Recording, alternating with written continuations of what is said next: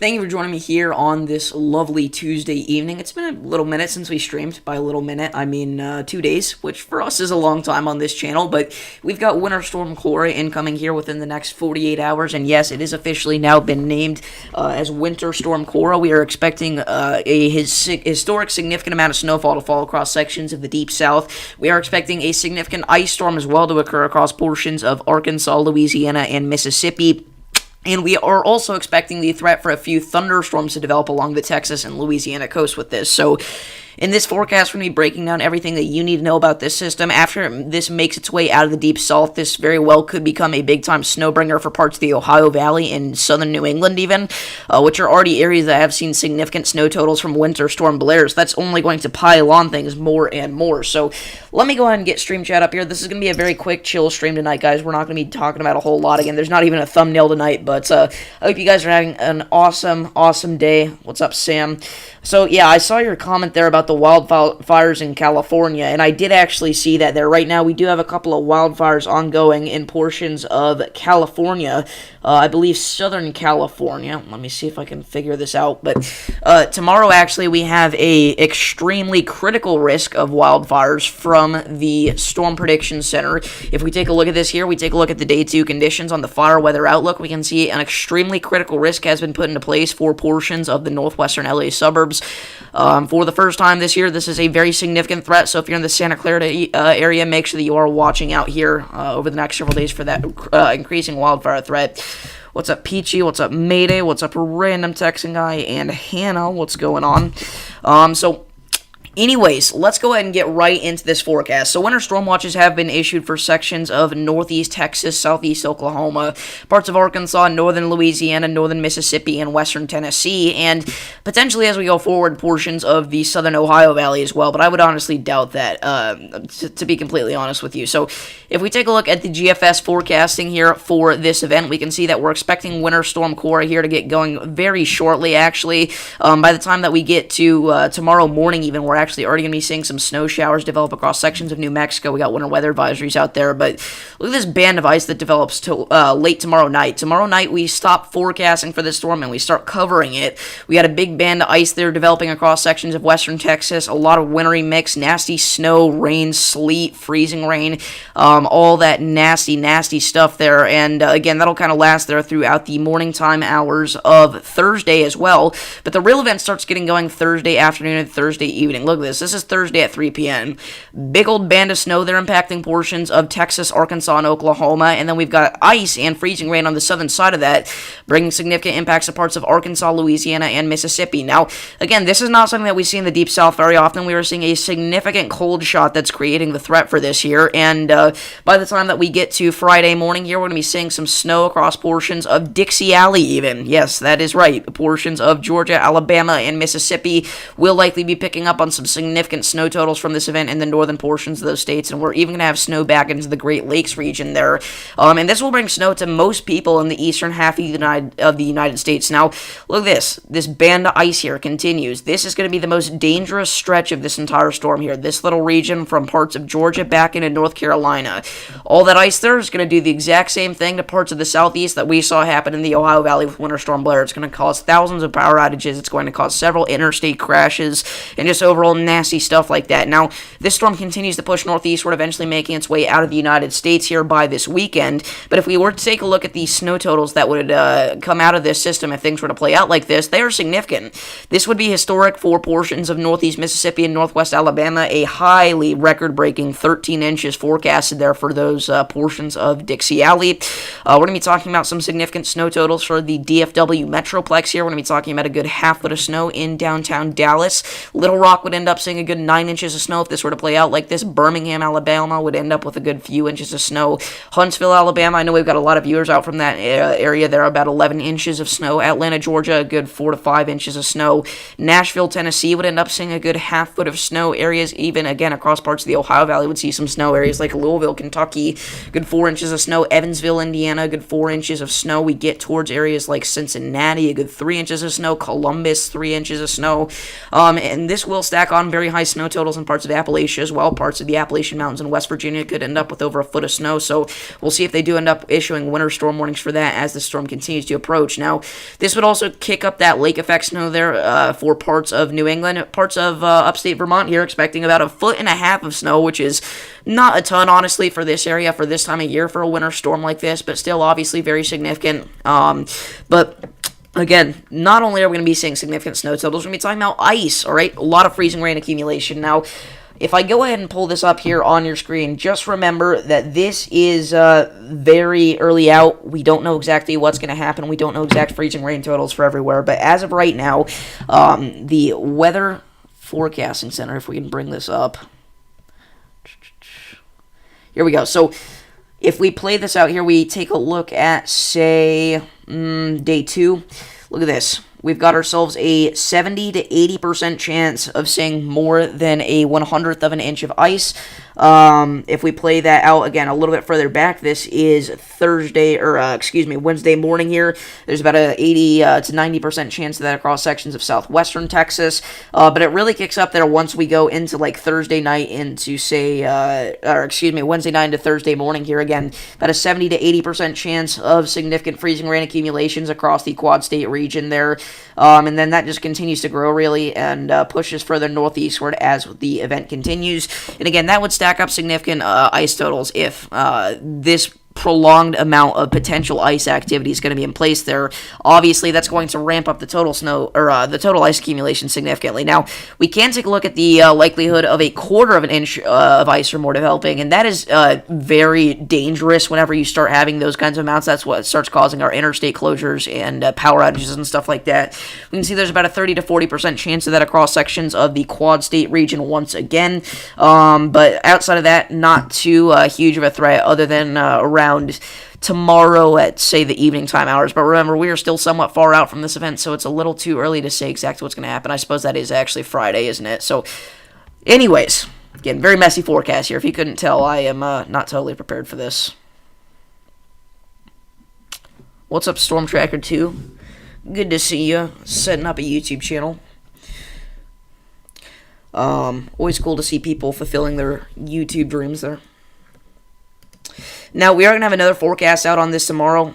The severe weather threat with this is going to be incredibly low. As we can see, we're not really going to have any Cape here in portions of southeast Texas, which would really be the only spot where we could possibly even see severe weather. Again, maybe we end up seeing some thunderstorms, but severe weather is pretty much off the table for this event here.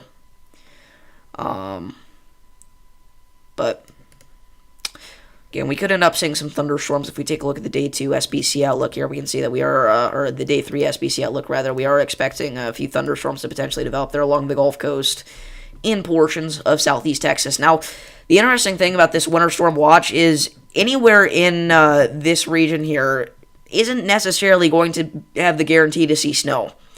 I'm going to be honest with you, this winter storm watch, probably only about 75 to 90% of the people in those counties are going to end up seeing snow from this event, which, obviously that sounds like a lot, but whenever we have a winter storm watch, usually that's indicative of a very significant snow threat. But some of these counties here in like northwest Texas, I'm not super certain that you're going to pick up on really hardly any snow from this event, and if you do, it's probably not going to accumulate very well.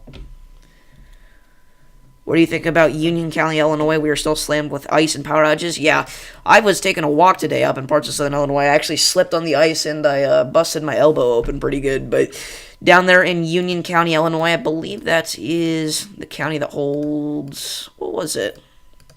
I don't remember. Is it right down here by the border? What the heck? We forget this every time. Oh, it has Anna. That's right. Yeah, so... Union County, Illinois actually could pick up on a few inches of snow from this event. I bet you would be under a winter weather advisory there sometime in the next several days. I bet NWS Paducah will end up issuing those shortly for your area. If we play this out on the precipitation totals here, the snowfall totals, we can see again we're expecting a good few inches of snow to be possible in the Union County area there. If we play this out, we can see that right now the GFS is forecasting a good 4 to 5 inches of snow for you, which is pretty significant. We can't look at European snowfall totals, unfortunately.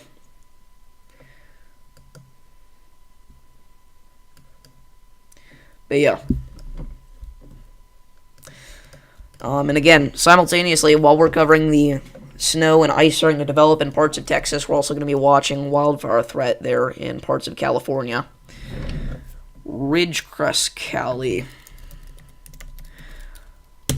I probably should not say anything on that right now because I'm not totally certain on where those wildfires are located. I'm going to be honest with you. I was only aware that these were happening about 20 minutes ago, and I've been a little busy this evening. So at this time, I'm not going to make a comment on that. I believe they are a little further south, though, correct? How's Washington County, Missouri looking? Let's check it out. Missouri.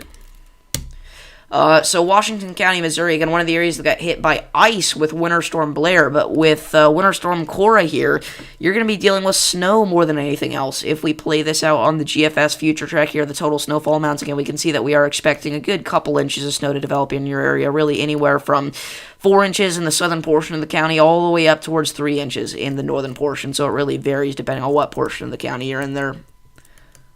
Oh, Mayday, thank you very much for the $20 donation. W Mayday in chat. Yes, sir, for the barbecue chip fund. Let's go. Barbecue chip fund indeed. Thank you very much, Mayday. Greatly appreciated. Seriously, though, thank you so much for all the support that you've shown on this channel here. It really does mean a lot, and it helps out. What am I saying? It helps us get better equipment and stuff like that, better forecasting tools to prepare for these storms here. So you are helping out an awful lot. So again, that's greatly appreciated. So thank you for the $20 donation, W Mayday.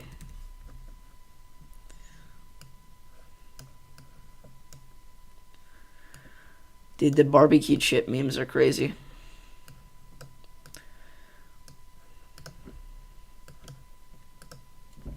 Seriously, though, thank you very much. And again, at some point, I do want to give back to the communities that have been hit by devastating tornadoes. I think if we do end up seeing, like, any massive tornado outbreaks this year, that's kind of whenever we'll start, dabbling and maybe trying to give back and helping out. I do, Mr. Twister, yeah. Because 2025, again, the Dixie Alley tornado season looks like it's going to be extremely active, so we will see what's going to end up happening. Can I show the NAM for Cora? Yeah, let's do it.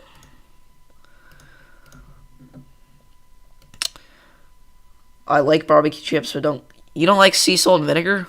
Or are you saying you do like it? Because I definitely do. My grandma loves it. Or I like it, though, but anyway, back on topic again. The NAM model here is shooting out some of those little ice showers across sections of western Texas late tomorrow night. Those are the dangerous little guys there that could rack up those freezing rain totals.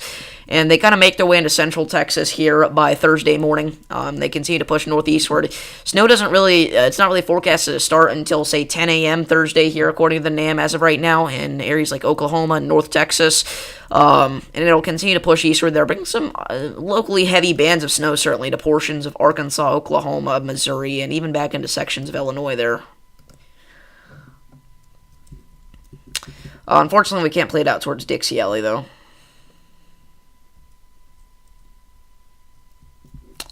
Can't quite go that far out yet. Storm under Meteor right now is actually, I believe, heading out towards this winter storm threat here. Right now, traveling down I-35. I-135, technically. Likely going to start chasing here somewhere in the North Texas and Southern Oklahoma region. And again, we will have their feed up, broadcasting it live as it happens whenever it does. Again, we've still got several thousand customers without power across sections of the Ohio Valley right now. If we turn on the state outages, Missouri has about 11,000 without power, 13,000 in Illinois, 21,000 in Indiana, 10,000 in Kentucky, 15,000 in West Virginia, and 20,000 in Virginia. And we actually do have some locally heavy snow squalls right now, lake effect snow squalls across sections of upstate New York right now, near the Binghamton region, up towards Rochester. Some gusty winds and heavy snow could reduce visibility on interstates, stuff like that. Yeah, 4 inches of snow the other night. Yeah, dude, we've still got a ton of snow on the ground out here right now. Again, it is rough. Yeah, I'm surprised they even have school tomorrow, I'm going to be honest with you. We still got a good half foot of snow on the ground. Again, all those little areas there in the shaded counties still have some number of power outages from winter storm. Why am I blinking? Why am I blinking? We literally just had it. Blair. Thank you for all the support on the Winter Storm Blair vlog, by the way. It's doing amazing right now, so thank you very much for that.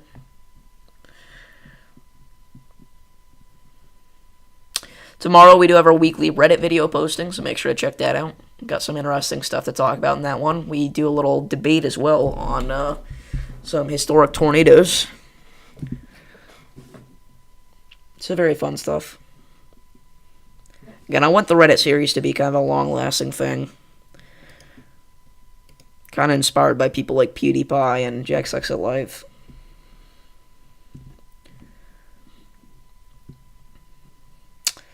But yeah. And those videos are never going to be monetized because I use copyright music in them, but I'm not doing those for the purpose of making money. I just want them to be entertaining, a way to communicate with the little community here. Doesn't really sound like it makes much sense, but you got 2 feet of snow from Winter Storm Blair. Are you up there in Kansas? It's really one of the only areas where we saw that much snow from Blair. Thank you, Mayday.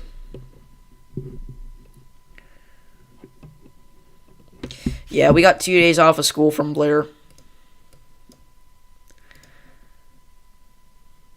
Again, crazy stuff.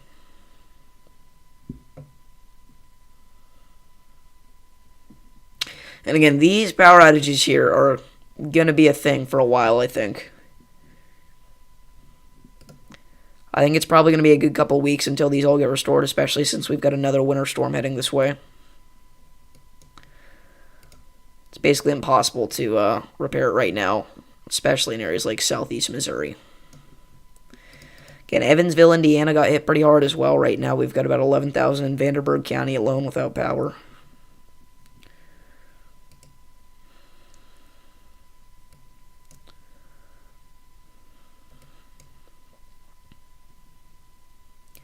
I don't know, Mr. Storm. You may have to throw the Virginias somewhere in there because they picked up on a lot of snow and also lost a lot of power.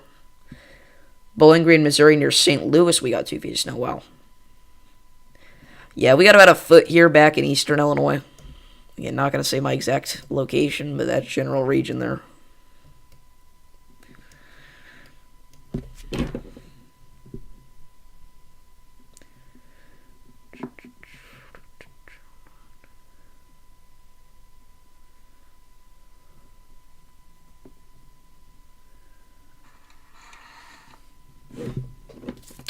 Will it be safe to travel Friday? Depends on what you're talking about.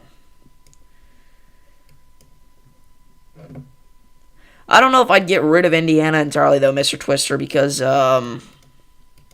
Indiana actually had the highest number of power outages out of any individual state from Blair. So I don't know if you could cut Indiana out.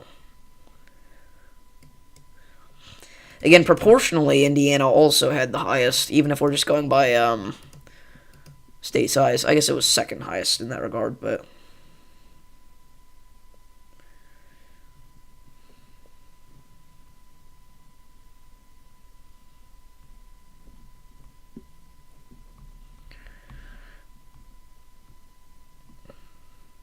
are there evacuation immediates? I don't see them yet.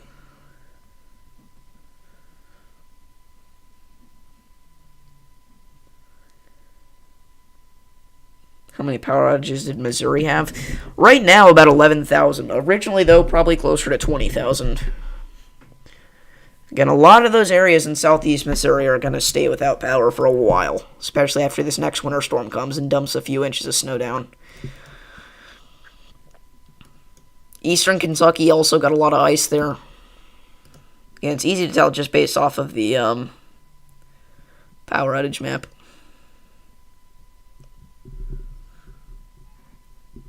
It's near Eaton, California.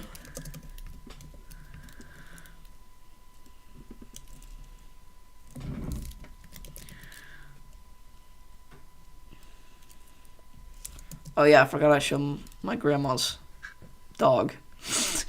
Or her cat, not her dog.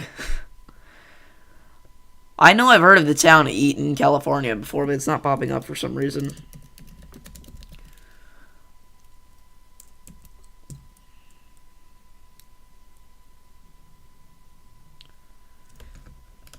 Yeah, if you're under an evacuation order, just, obviously listen to your local officials.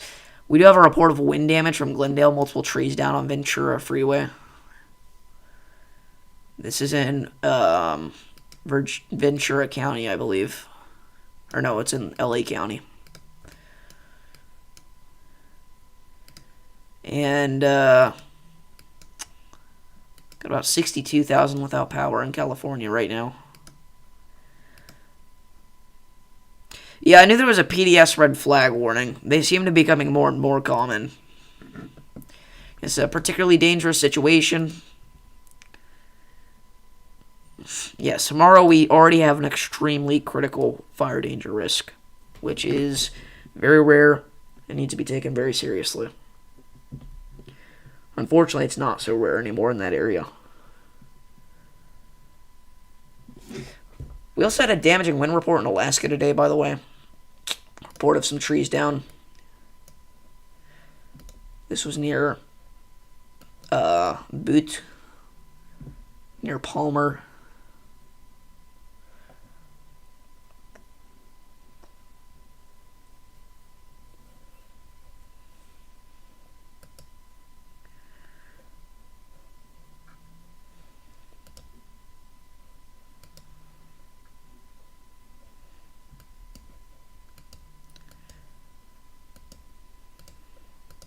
So winter storm watches here expire in 38 minutes, so they will get reissued soon for our NWS Little Rock counties, so we'll see what the National Weather Service there is thinking at this point. Some of our more major cities here. Dallas, Texas is expected to pick up between 2 and 5 inches of snow and up to 1/10 of an inch of ice. Shreveport, Louisiana is mostly going to be an ice event rather than a snow event, though. Seeing 2 to 6 inches of snow and ice accumulations up to a ½ inch are possible, which is a lot of ice. Little Rock, Arkansas is in that zone where it's mostly going to be snow. 4 to 7 inches of snow possible there. Memphis, Tennessee is mostly going to be snow and a lot of snow, actually. We're talking about 2 to 6 inches of snow and a light glaze of ice there. Areas like Fort Smith, Arkansas, I know we've got viewers in that region there. We can see that we're expecting between 3 and 5 inches. Again, the further southeast you go there, the more you're going to end up seeing.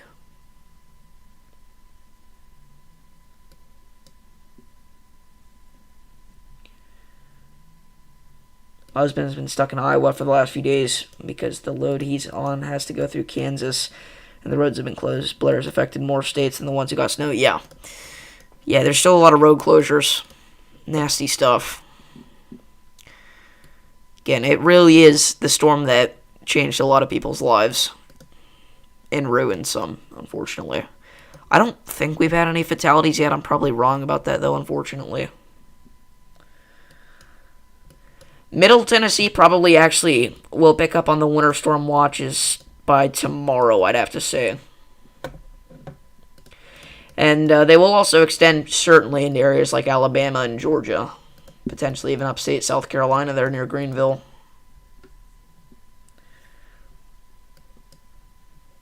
And some under media right now heading down I-35.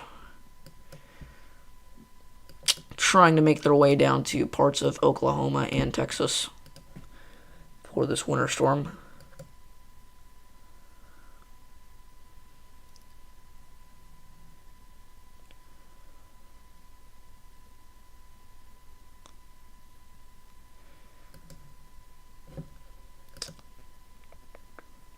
We had at least one so far.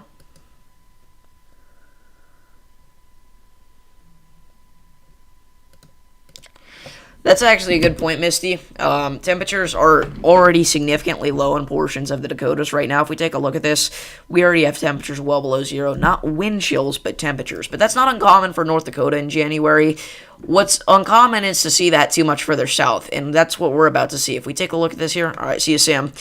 Thank you for tuning in. If we take a look at this here, we can see that this is going to significantly dip down into not only portions of the plains here, but also the Midwest. Look at this. This is literally tomorrow morning, guys. You're going to be waking up to -10 degrees in Kansas. Not wind chills, degrees. It's insane. And then that'll spread over to, again, Thursday morning. You're going to be waking up to below zero temperatures in St. Louis, below zero temperatures potentially in the Cincinnati-Dayton area. And the next morning, that moves over to portions of the eastern Ohio Valley and up just parts of southern New England could end up seeing that even. And just multiple shots of that nasty Arctic air there. Again, look at this. This is, I believe, Saturday morning here, well below zero there in portions of upstate West Virginia, southeast Ohio. Again, that cold Arctic air really dips down there. I mean, that's insane. Look at this. Below, dude, almost negative 30 degrees in portions of North Dakota. Not with the wind chill, with the temperature. That is insane. Again, it's already crazy to see a wind chill that low, even in January, even in North Dakota. So the fact that the temperature is getting that low is insane. And it's going to be below zero over this entire area in the green. Entire area, everywhere from Montana back through parts of Minnesota. Again, also across the Rockies. Not super untypical for this time of year, though. But it's crazy. And it looks like we're going to be in this pattern for a while, according to a lot of the model guidance that we've seen recently. Look, this is the 23rd. Legitimately, the only state in the entire country that makes it over 60 degrees at any part is Florida. Everywhere else is going to be well below 60. Arizona is going to be down into the single digits potentially in localized regions, which is insane to think about. Even Jesse is going to be below freezing. Quite possibly.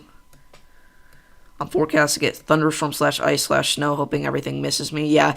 I mean, you're probably going to be in the area where you see more snow than anything else. I think thunderstorms and the ice threat are going to stay to your south, but we'll see. Right now, the forecast for your region from the National Weather Service is between 3 and 5 inches of snow there. So we'll see. Yeah, that's insane. Well, okay. If you want to go non-continental, sure, Hawaii, but that doesn't count, man. We got a damaging wind report today from, not even going to try to pronounce that, banana trees downed. Interesting. What even is this? I see a little island there under the report, I think. Does anybody know what that is? 6 deaths confirmed, 1 in Wichita, 1 in Jackson County, Missouri. Okay.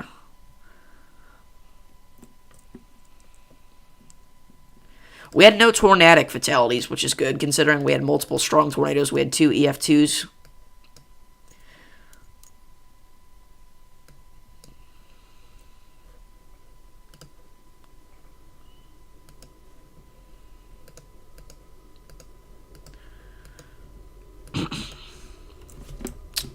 Snowed briefly today, nothing much in the way of accumulation. Yeah, it's kind of been the thing for Colorado and Utah today.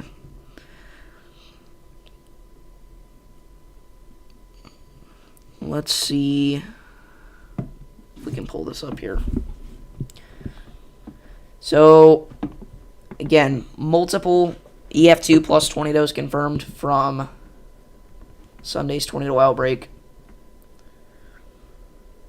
Let's pull this up, chat. So far, we had 11 confirmed tornadoes from the event. Sorry, 10. We had an EF2 tornado hit Marion, Louisiana, and also an EF2 tornado hit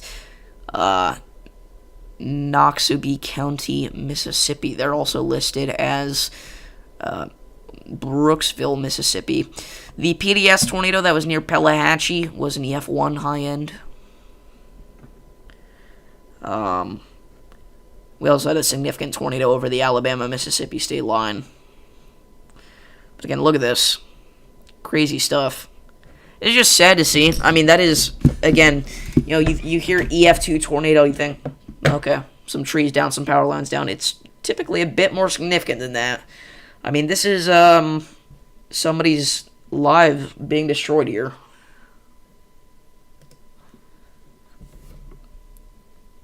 And again, you know it was just not just that one photo. Island of Kiribati.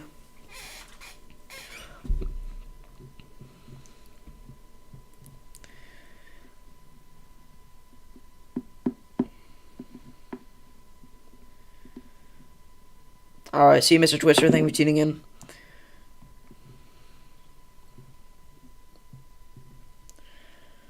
I don't even think we had any tornadic injuries, though, luckily. But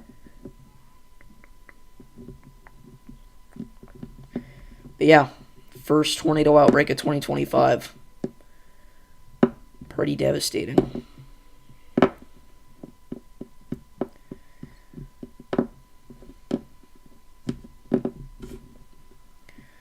Especially considering that that wasn't even the worst part.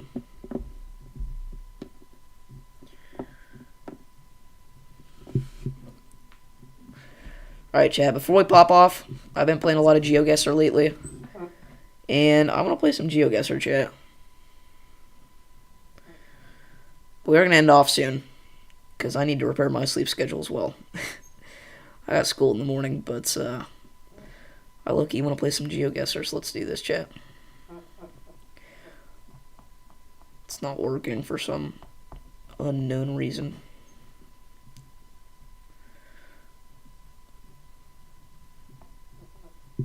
There we go.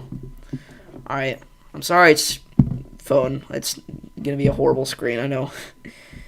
No, we're not going to do duels. We're just going to do classic. And we'll do a United States map, because I'm good at U.S. geography. Nothing else.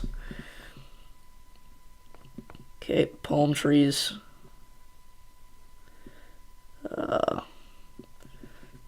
That is... I can't see that sign, dude.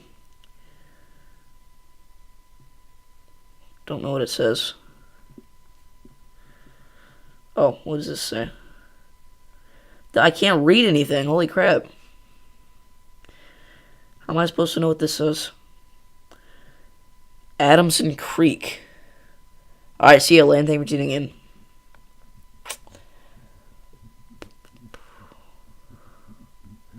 Well, we're just gonna wing it. Yeah, it's definitely Florida. There's palm trees. But it looks somewhere like inland Florida, so we'll say somewhere like Lakeland. Oh, not too bad, not too bad. East Coast. Close to 5K. Alright, this is North Dakota-ish. It's getting North Dakota vibes. This almost looks like Canadian, honestly. Wait. Yeah, this is North Dakota. Unless it's Vermont and I'm getting trolled. This is North Dakota, though. It's gotta be. Oh my gosh, what? It was Idaho? It's crazy.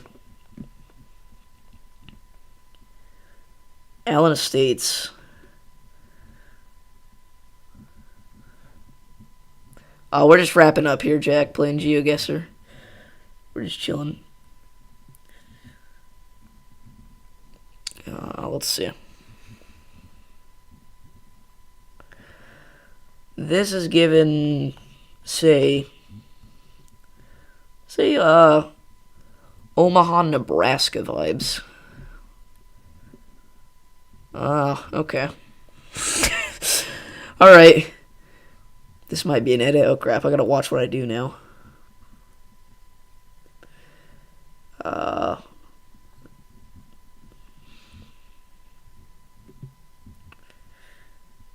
Mesquite, Texas, are you kidding me?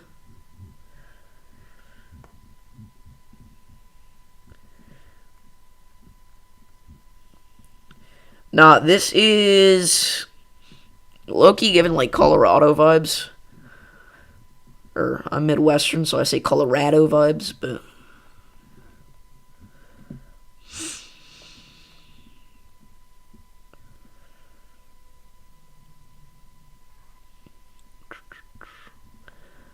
yeah, we're gonna throw out a Colorado guess. To impress my Midwestern forefathers. It was Oregon. Okay. Is this second to last round or final round? Final round. Alright, lock in, chat. This gives... what vibes? Nah, chat, this is Land of Levi. This is Land of Levi. Which, if you don't know, is Tennessee. This would be crazy if I guessed the exact lake.